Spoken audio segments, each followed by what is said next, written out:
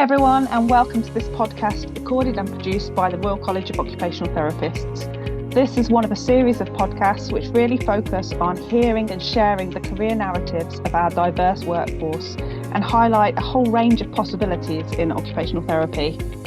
My name's Hannah Spencer, and I'm an occupational therapist that's had the absolute pleasure and privilege of facilitating and capturing these conversations with members of our occupational therapy community.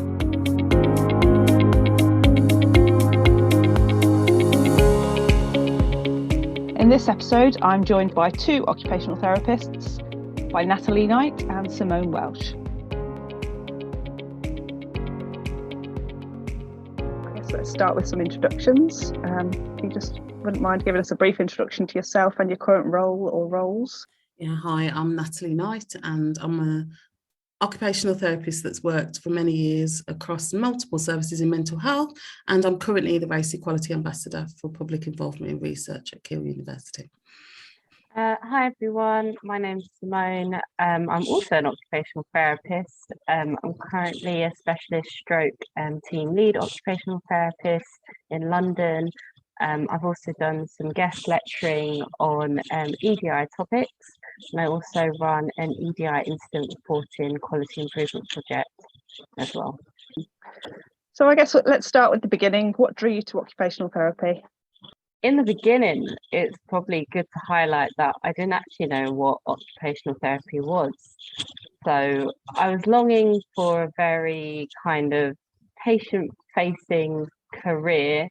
I didn't quite know what that meant or what that looked like. I did an undergraduate degree in cognitive neuroscience, but wasn't really sure how one gets a career after that. So I took the decision after my degree to do some volunteering and to also work as a rehab assistant, just so I could kind of understand kind of the breadth of roles that were available within the NHS.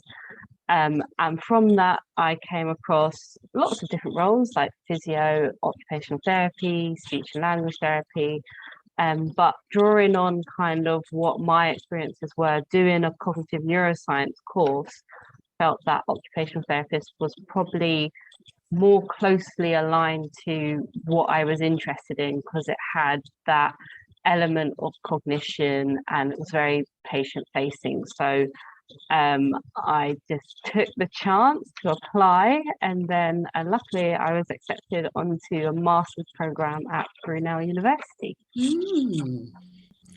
So my journey started many moons ago, and I guess I was in a similar position to Simone in that I was exploring careers, but at the time I was looking at working with people with learning disabilities, specifically children, and I think I was thinking of teaching or speech and language therapy, and I was looking at the two.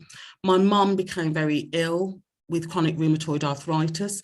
In such a short space of time, she became quite debilitated. An occupational therapist came to visit us and help us with her care. I would have been we were young carers as well at that point for some years, and I think at that point she sort of really came and opened up this world to us of helping us navigate and help my mum become more independent. And that was the sort of spark, really. But what was the real spark for me was she was lovely, she was great and fantastic, and our lives were changed by her. But she didn't understand my mum's culture, and she didn't understand some of the cultural nuances in discussing all the bits and bobs that she was providing. She was pulling out wonderful things like long arm sponges. This is stuff from the old days.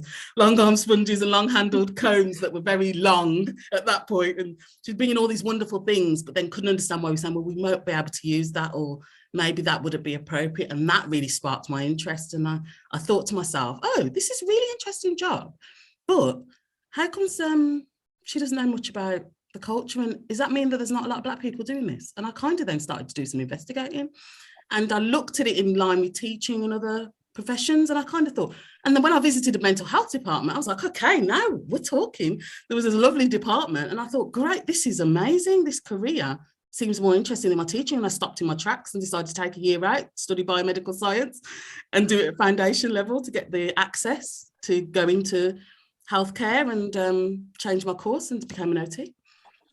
And I guess you've both kind of pinpointed where it all started, and it kind of sounds like you've pulled together lots of strands and found OT.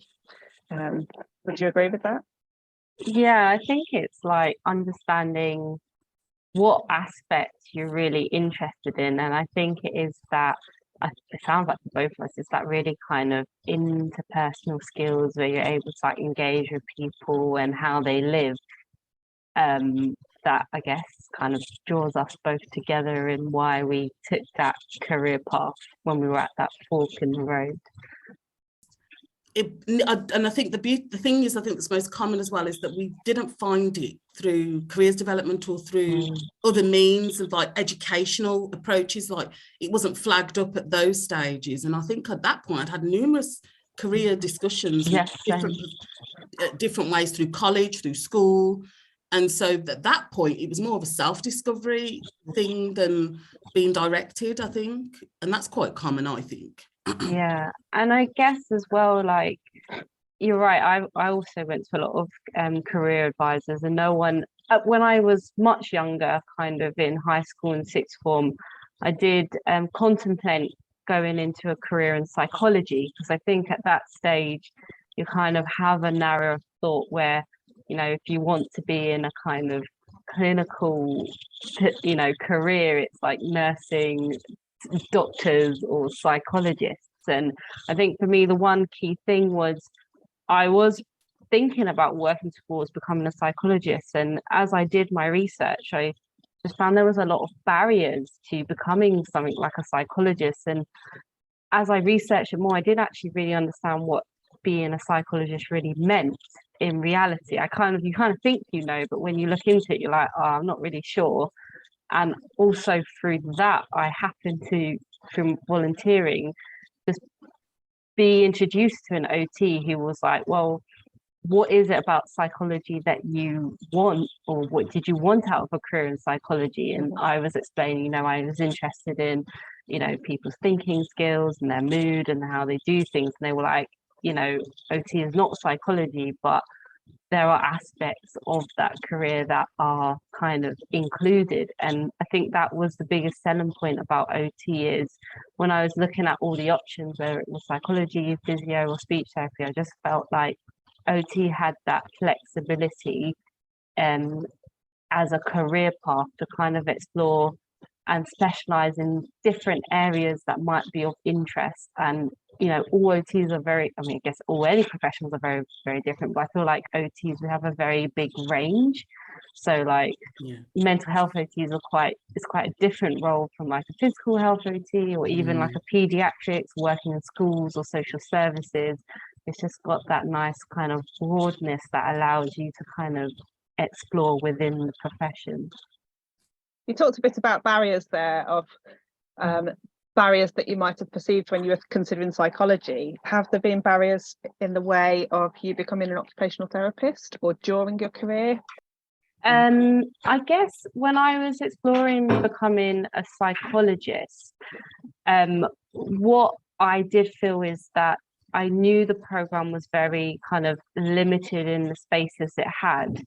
And I did hear that, you know, it was slightly harder if you were someone of a Black or minority ethnic background, especially, I think it's a bit different now, but back then I heard a lot of whisperings that it can be a bit difficult, and it kind of put me off. I'd heard a lot of people really, really try and could spend like 10 years, but the competition is just really, really high, and it almost felt like it was a bit of a lottery. And there was also some rumors that, you know, people were paying their way in, so there was also that social economic barrier, and I was just like, I don't really want to be involved in this. And I think because I didn't know about OT, I think I was very naive when I went into it. I didn't really know it as a career or profession. It's just the kind of small interactions that I had as a rehab assistant and volunteering, which were all very positive. So it was only as a rehab assistant, when I was talking to other rehab assistants, that they were like, oh, you're becoming an OT. And it was often other Black rehab assistants who were like, Simone, that's for white people. And I didn't actually know, because I didn't know what an OT was. And they were like, Simone, yeah, that career is for white people. And this was after I had applied. So I was like, well, I'm in it now. So and luckily I was successful at interviews. So I just thought I'd see how it went. But maybe to apply in those first stages for me, there was less barriers because I almost didn't know the rumors. So I kind of went in a bit naively. Natalie, was your experience similar?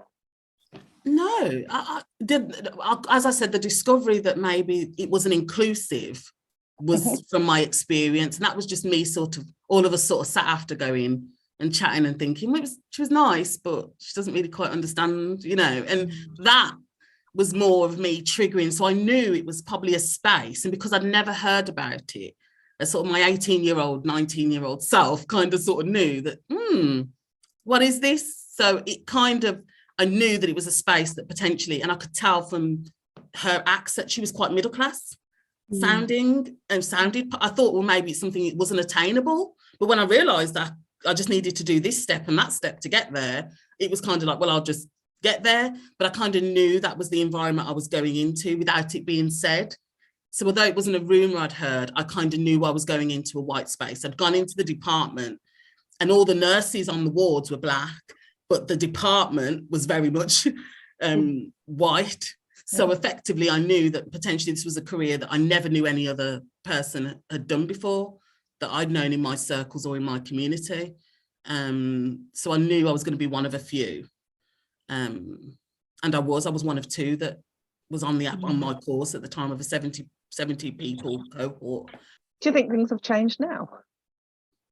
I definitely think things have changed now. I'm quite similar to Natalie. When I joined, I think my course had, there was more Black and minority ethnic people, I guess I should say that. But in terms of Black occupational therapists, there were less Black occupational therapists than there were Black and minority ethnic. So there was a few from other minority ethnic backgrounds. But I don't know about you, Natty. I've grown up in quite a white majority area within London. So where I went to school, I was always in the minority within my school, within my area. So I think it's something that I kind of got accustomed to and never really noticed as much, maybe because I've just had to experience that all my life. So being in the classroom, it just kind of felt like normal, because actually what I was used to was actually being in a space where most people were, you know, very white, very middle class. That's kind of what I was used to. And I just remember being in the class, I think it was second year, and the teacher mentioned something about them, you know, and for this cohort, we really focused on increasing the intake of Black and minority ethnic students. And then I thought, I didn't even realize, because I wasn't even thinking of it as a thing. Like, that was kind of one thing that I just kind of noticed, like, oh, like they're actually actively trying to recruit. And I think that was kind of the start of where things started to change. But definitely, I think doing a lot of work with students, there I do see a lot more diversity coming through. And I guess I've been qualified for 5 years. There's only been one time in my whole career that I've worked alongside another Black OT. And that's working in London as well. Well, that's interesting, because I was in London for 11 years of my career. So I've worked up north, I've worked in the Midlands, and I've worked in London, and I've been qualified 20 odd years. So in the early days, I worked in Birmingham. So I particularly went to urban areas. So I trained in Sheffield. So in Sheffield, during my training, that's when I realised I was different, in the respect of possibly, I knew I was going into environments that were going to be challenging. So I think I was in a tiny little hospital in Derbyshire. You might even know it. This tiny little rehab hospital in Derbyshire. And I remember it was that moment I thought, okay, this might be where I need to maybe do things a little bit differently, or think. It made me think. That was the first time it made me sort of think. sort of coming from Birmingham in city and kind of thinking, right, I'm going into, and I was raised in a white majority area, but there were no other ethnic minorities on my course. So at that point, it was myself and another, so there was no other Eastern European, no other race, no other group other than us, two of us at that point. So I knew I was going into spaces that possibly would be challenging in my role. So I was, first of all, always thought to be an OT student, was thought to be a nurse. I was a nursing student or I was a social work student. No, I'm the OT. So that was like the first kind of barriers that I would face, that I would be seen as not potentially coming from this particular AHP professions, that I was potentially another sector. And that's probably because maybe if I was in non-uniform, that would make it challenging. So if I was in uniform, I would be, people would know who I am because I'd have my uniform on, green trousers, tunic. But if I was in spaces where it was not clear and it was non-specific, there would already be the assumption, oh, you're the OT. Oh, it would be that. And I would face that on a regular basis. But I didn't see that as a barrier, but more as a sort of like, okay, yeah, okay, I'm here. And yes, and I am going to talk on the discharge here, yeah, in the ward round, yeah. That's what I'm here to do. And I found it quite empowering at first. And I think in those early days, it was a little bit empowering. I knew that I was making change by being there. And I think that was something that I turned it around in my head to be, was that I was there to make change. I was there to say that actually we're in this space and actually I have something to say that's going to be impacting this case. And I think at that point, I saw myself very much as an advocate going into ward rounds and kind of having an opinion and talking about discharges and things like that. And that was empowering. So I think my journey at that point was a little bit easier. I think boulders would probably come later on for me. Early career wise, it was, I guess I was a novelty. I was very outspoken, quite, you know, and I was good at my job and I knew that and I could bring something to the space. So it was very empowering, I think, at that point, being one of a few. But I relished working as part of a more multicultural and multi-diverse an inclusive environment when I worked in London. So I came to London and worked very much in spaces that were a lot more. So I was one of three. And, you know, from like all over, we were like a multicultural OT department, and that was fantastic. And that was in North London. And conversation was rich and full, and people were open-minded and really sort of, so that kind of really was probably where I grew the most. And that's the important thing about this thing. The more diverse the environments, the more you grow, the more that you do feel that you can find a space that you can belong. And I think that's where the belonging comes in. And I felt like I really belonged in that space. And I didn't know I needed that until I got into that space. And that's when I was probably the most progressive, the most dynamic in my thinking. I was probably the most challenged and also did the most good work. I think at that point, when we dispersed as a department and they had to close the department and the OT department was left and I was the only one left, I had all that history to then build it back up and build those relationships and do quite well. So yeah, I'm probably taking it in another direction, Hannah, but no, I was just thinking what the difference can be to having been in that space and being the only one, to being in a space where you belong and you find people of kindred spirits and minds and thinking. So how has the environment enabled or restricted your journey? I think, I guess the environment and the social are two very important things.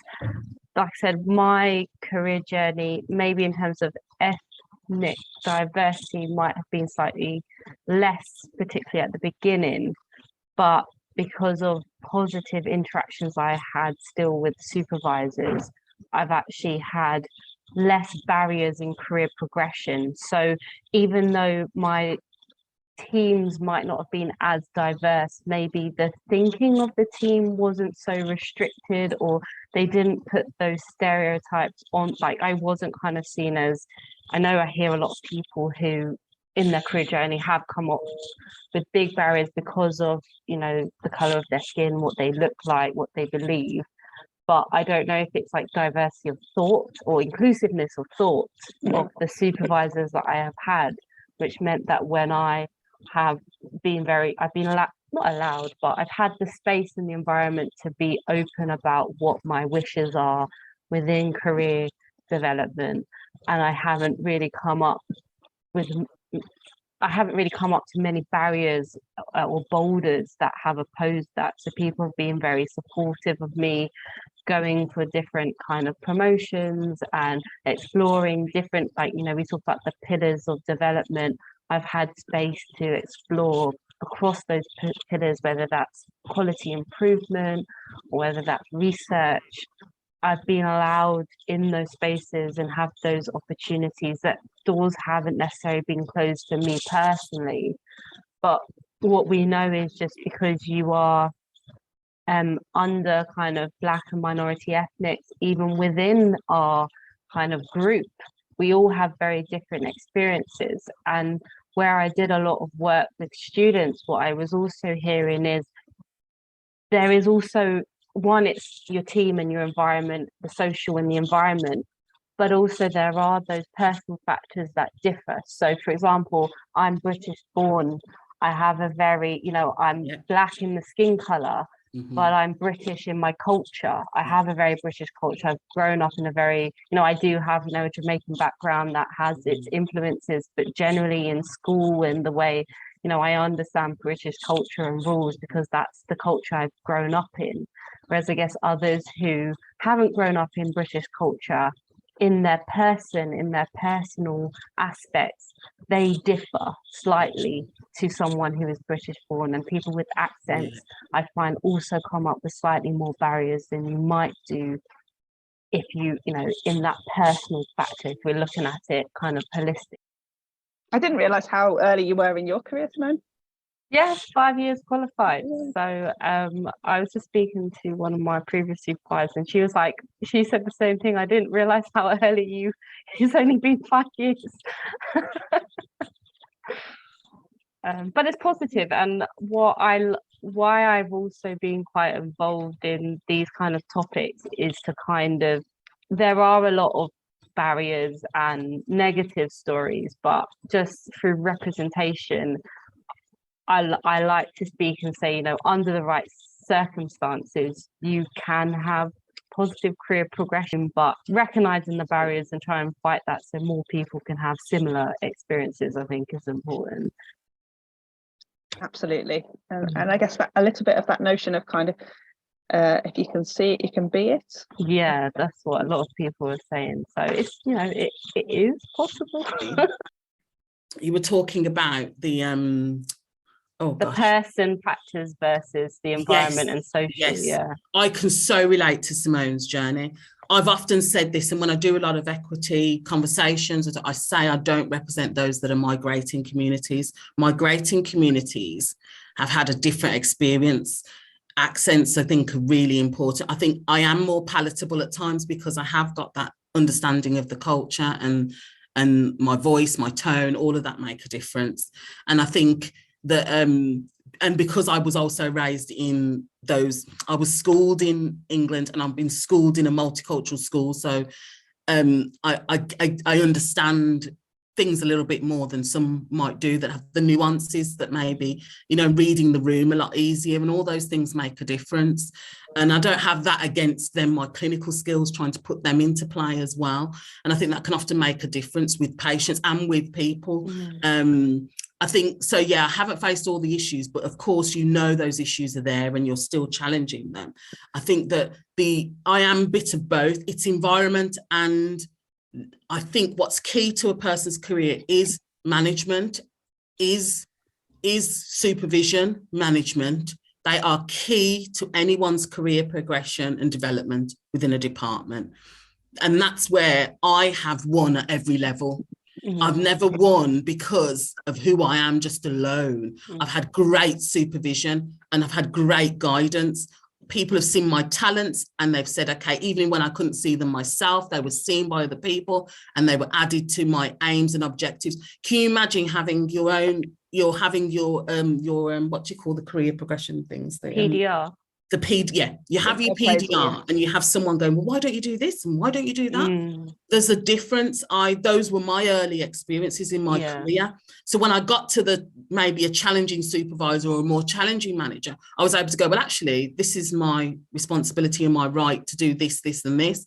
If you don't have those early experiences where you've been empowered, you're in a different position when you're challenged. So when I was ever challenged and something was written in my PDR that maybe sort of challenged, that was maybe questionable, or maybe I was being judged, or prejudices were being applied, or bias, then I could actually challenge it in a formal way and always use my supervision, because I had such good supervision where it was good and solid and gave me those skills and confidence. When you don't have that, you're in a land where you're just subject to the leader or the team and the service that you're in, where your ideas aren't encouraged. I mean, having supervision where your ideas are being encouraged, why don't you try and give that group a go? Why don't you, then you've got chances to then progress and say, well, I've done this in my department and I've done that. The other thing, Natalie, I just wanted to add to what you said, which I think has also been very instrumental in my career progression. It's not only similar to what you said, but each of my supervisors have also really pushed me to go for the next promotion, and not only pushed me, but they prepped me. You know, I was taught by great supervisors to interview well, and also had the kind of foundation and skills and experience to kind of bring to the interview. But not only having that, I had great support in knowing what people want from you in an interview. So someone was literally like, when they're asking you these types of questions, this is what they're looking for. So having all of that prep and experience made me very successful at interview. And I know if you don't have that, and if you've not got someone on your side saying like, this is where you're going wrong in interview, this is why you're not getting those, and being explicit about it, then you're already at a disadvantage, because a lot of people, without people realizing, are having that support. And if you're the one who's not, that's why maybe, you know, there are some things where some people have more experience than you in interview, but what you want to know is, regardless whether you get the job or not, you gave a good interview. Sometimes you're just not the best candidate, and that's okay, because you want the best candidate to be hired in the situation. But if you could have been the best candidate, but you just didn't really know the interview process, or you struggle with the interview process, that can sometimes mean that your talents aren't kind of being highlighted in the way that they should be. I love that without kind of prompting it, you've both mentioned the importance of good supervision. Do you feel that you've been able to be, or to bring, your authentic and best self to occupational therapy? And do you think that authentic and best self has been nurtured in the spaces that you've worked in? And I'm hearing yes from both of you. I don't know. Natalie, you disagree? Go for it. No, yes. Okay, so that I've talked Yes and about no. Yes and no. Yes and no. Yeah. Because I've worked in a lot of environments, so my environments that I've worked in have varied. So in some spaces that has been the case. Ultimately, I've been able to show up as my authentic self. But to be honest, was I truly my authentic self at those stages? I don't know if I was. I was speaking about this before. I think I'm now at the stage where I show up as my authentic self. Now, that could be maturity in my profession, maturity in my age, the fact that I'm now 20 odd years down the line. That could be the case. But I feel I show up now very much as my true self, and I don't do anything that doesn't feel authentically me. And I create a space and environment for others to do that as well. I want to be that example to others as well. And I think, did I do that? I probably did that well, created environments very well for my supervisees or any other staff that I worked with or supervised myself. I think I've done that over the years. But was I showing up as my authentic true self? I don't think so. Through the years, it's took to this stage to get to that point. And a true sense of belonging, that was never always the case. I might have felt more comfortable, but to feel truly like I belonged and I was worthy and I was in that space in my own, those things really make that difference for anybody. With any personal characteristic. I think that that is where I've arrived to. There was glimmers of that through the years, but I think I'm there now. The issue, what is authentic self? And I guess that is the first question of all, because is that talking about your authentic work self or your authentic social self?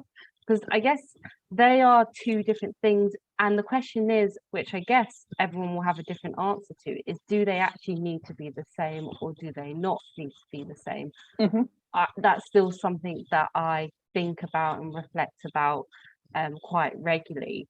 So I guess, yes, I feel like I can be me. I feel like I can speak and I can say, but I guess there is always kind of like not an act, but like not a performance, but I guess we all kind of perform in the workplace, if that makes sense. We're all kind of performing, which means you're not, maybe no one is 100% their authentic self.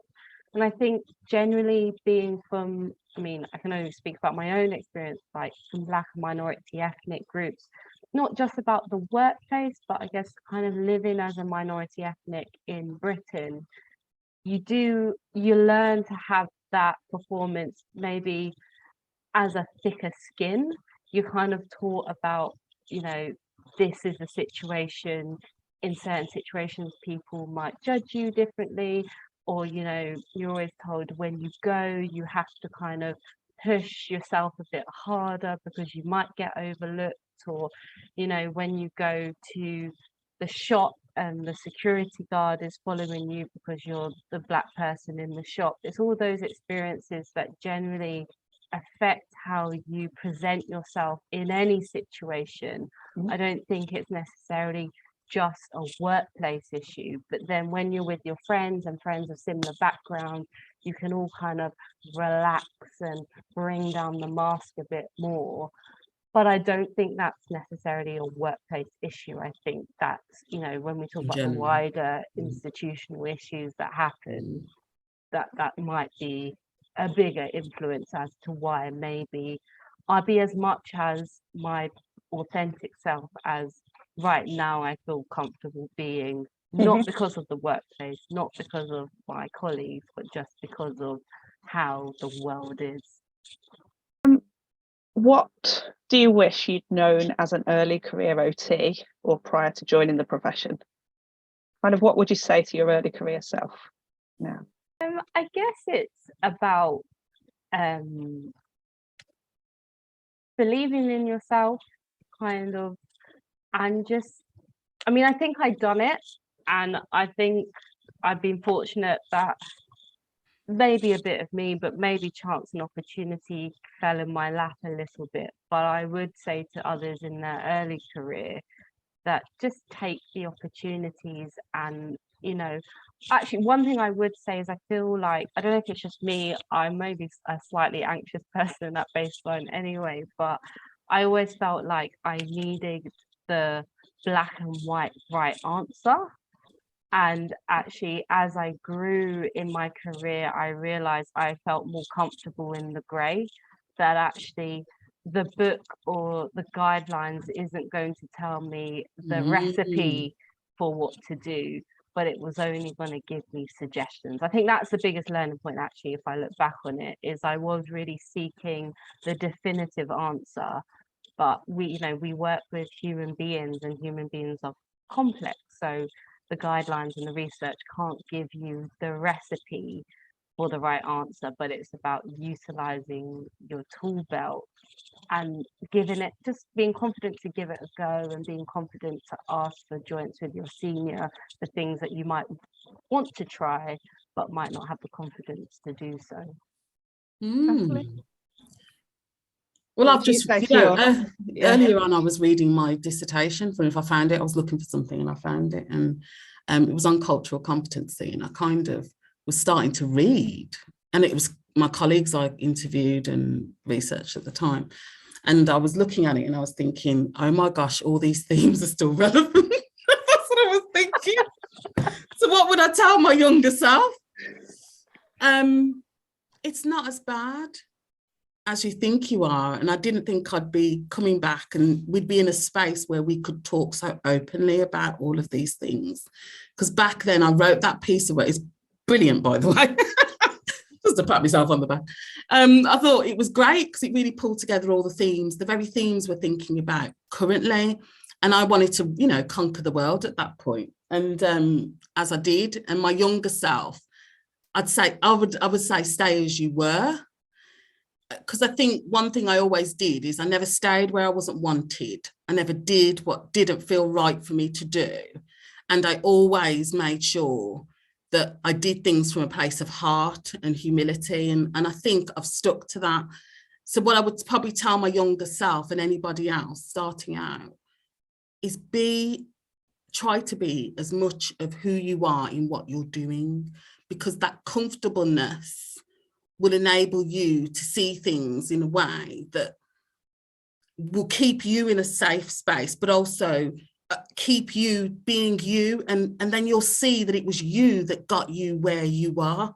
Like, kind of, the only way that I can describe that is because I kind of feel like if I'd have been anything other than myself, I probably wouldn't be where I am. And I can see that now down the line, that there's something in you that got you in this space, the passion, the desire and the interest. And it's that thing that will carry you through the process. And so I would probably urge my younger self to continue to show up, to continue to do the work and be diligent, be professional, be all the things that you were striving to be, and know that that will carry you through, and remember why you started in the first place.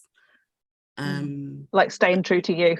Yeah, because I think a lot of us think we have to be something else to get where we need to go, that actually the right people, your tribe, the people that see the good in you, all of that will come when you are you and you show up.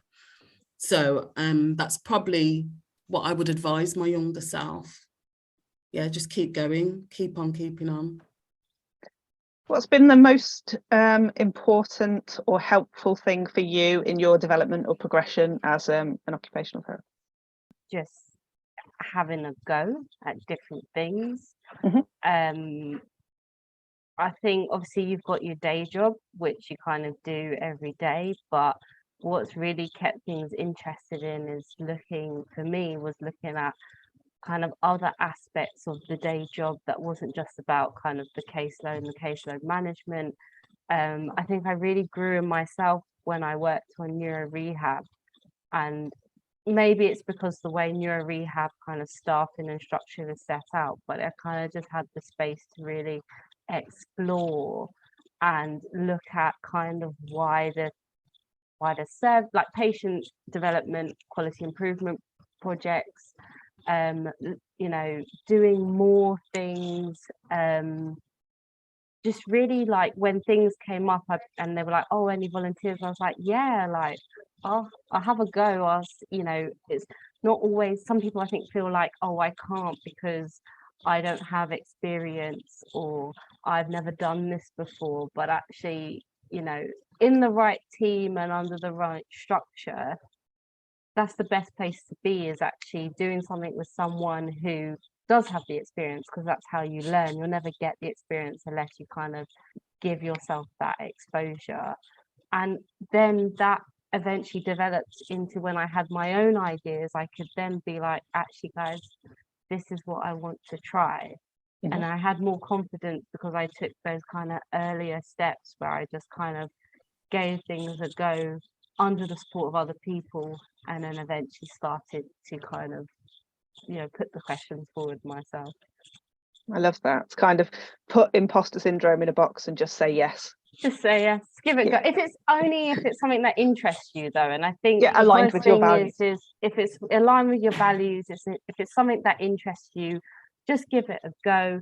And even if you're like, you just want to shadow or you just want to see something, just give it a go if it's something that piques your interest, because you just don't know. That's all I found in life in general. You just don't know where things might lead you. That might not be your kind of your end point that you were thinking about, but just by in the Cower model that you speak about, Hannah, is about the journey. And it's not just about the endpoint destination and getting to the end, it's about how you enjoy the journey. So doing these things is what makes the ride a bit more interesting than just kind of like only focusing on, oh, this is where I want to be, and if it's not to do with that, I'm not interested. But actually other things just gives you other networks and other exposure, and just thinking a bit more broadly.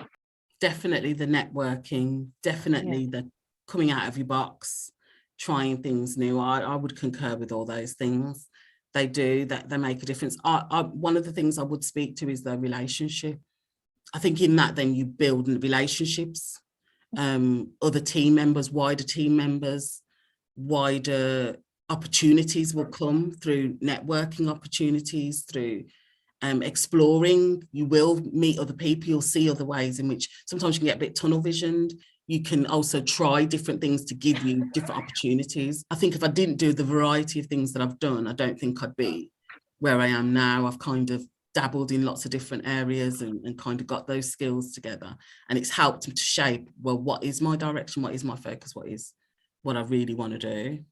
And I think as well is also about a little bit about challenging the status quo. And like you said, Natalie, if it doesn't fit in your values, there can be other teams where their values align with you. It's small things like, for example, there is sometimes a culture where, you know, for example, band fives can't have students and all of that. And some people are very rigid in their thinking about band fives can't have students. But I was put in the team as a band five and given a student, and I was given a lot of support with that student. You know, I didn't just do it on my own, but like I said, where your interest lies, don't let status quo tell you that, oh, you can't do this because you haven't done this many years or you haven't done this. It's about finding that team that actually says, okay, you know, maybe generally this is what we suggest, but if you want, you know, if it's something you're interested in experiencing, let's try it. And speaking up about what opportunities that you kind of want, regardless of where you are in your career. Yeah, I don't think you can sit and just wait and rely on your manager or somebody to sort of make a difference. I think you've got to do some of that work. And I know that's tiresome, but actually you do kind of have to sometimes say, well, that opportunity is there, and make suggestions and things. And when you're up against barriers, well, okay, how do I get around this boulder? How do I get it out of the way? How do I then shape it? If I'm not going to be supported in this way, how do I then do it where I'm not supported and try and do it for myself and maybe take those opportunities that way? But yeah, I think, yeah, that definitely stepping out of your box. And also thinking of OT is not just linear. There are so many variety of us. We're all doing different things. I've worked in the private sector. I've run my own business as an occupational therapist. I've worked in health service. I've worked in private. The variety of opportunities, and you know, there's just not one way pathway. God love the NHS, and it's great. There are lots of opportunities within the NHS, but there are also lots of private OTs working independently, working in business, within other sectors.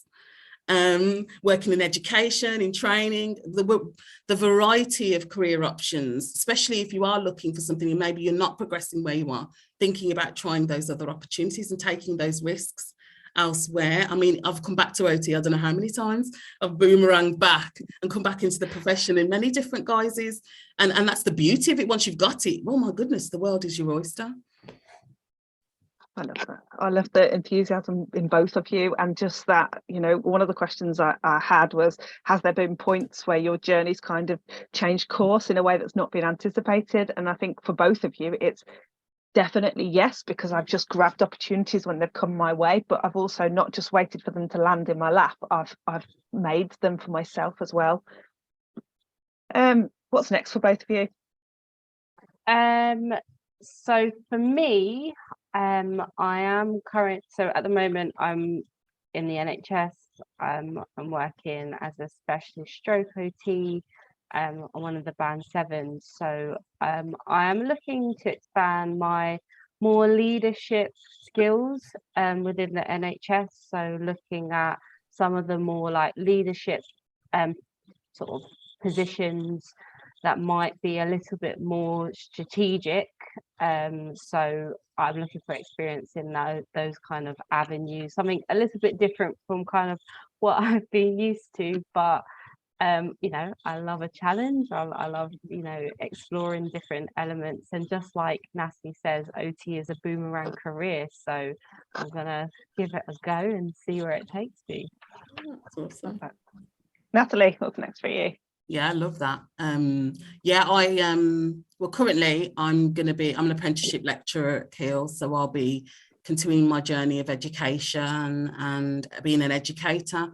I'm also currently working in race equity and the EDI space, and also taking those streams and the current work that I'm doing around the framework into all kinds of echelons and areas, as I'm having discussions and networks now. I'm also really enjoying a lot of the work of being an OT in other spaces. I do a lot of voluntary and community work.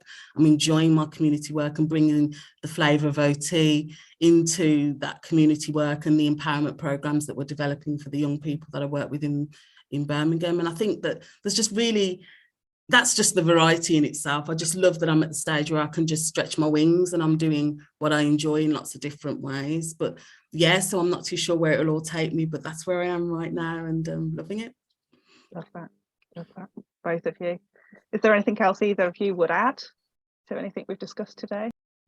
I would just say, go on. No, you go first, Natalie. You go first. I was just thinking of one of the big boulders that I faced when I first started. Mm-hmm. And I qualified, and within 6 months I was pregnant and my life changed. Mm-hmm. So I've done this as a mother, a single mum, a mother with a family. I've done this all the way through my own personal journey.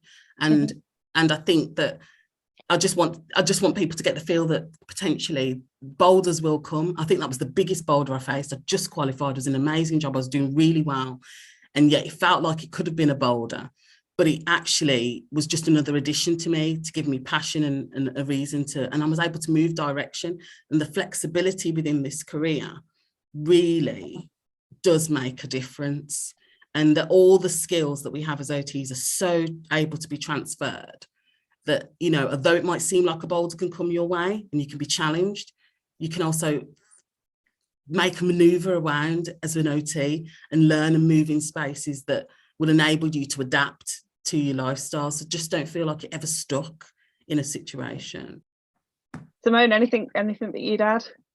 I was just going to kind of say a similar thing about kind of boulders in your kind of journey, and not kind of get too downhearted about them. I know in the time many of us have had boulders in many forms, and we just thought, oh God, like I just don't know how to get through this. But really kind of breaking it down and understanding, you know, what is it in front of you.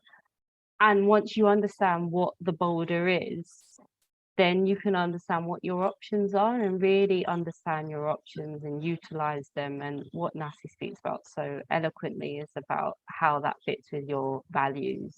You know, engaging in like difficult times and challenges is actually, you know, it is experience, and it is something that you can utilize and develop your skills with, although not comfortable. And, you know, we all hope for an easy free sailing life and we'd love it, but it doesn't happen in any aspects of life.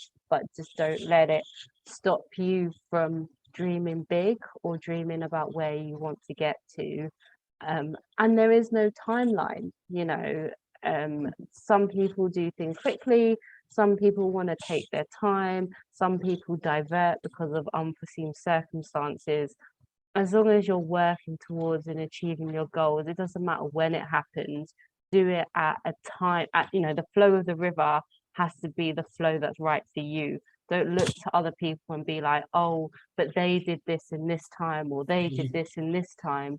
You need to be in, you know, in the swimming lane, the correct swimming lane for you. And as long as you get to the end, it's an achievement. It doesn't matter that you're in the slow lane, the medium lane, or the fast lane.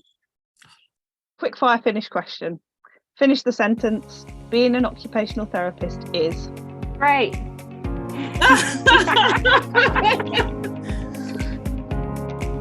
I believe it's life-changing.